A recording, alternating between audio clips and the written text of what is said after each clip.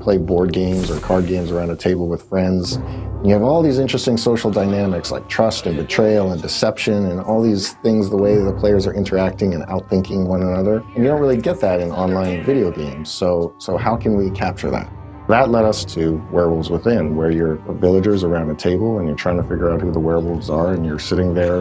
It's like playing a card game, but in a way that was never possible before VR. Werewolves Within is set in the village of Gallowston, and Gallowston has a bit of a problem. It is infested with werewolves.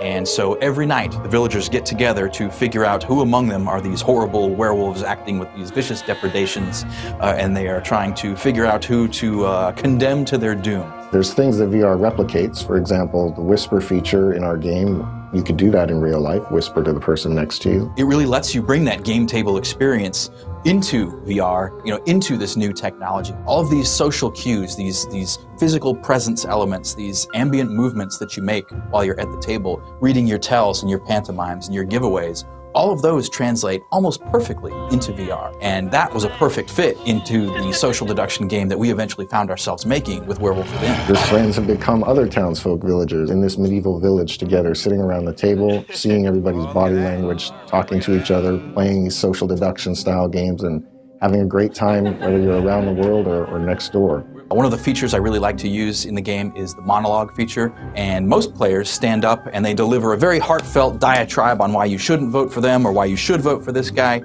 Usually I like to use it just to shut everyone up, and I'll cross my arms standing up silently and just shake my head in disapproval.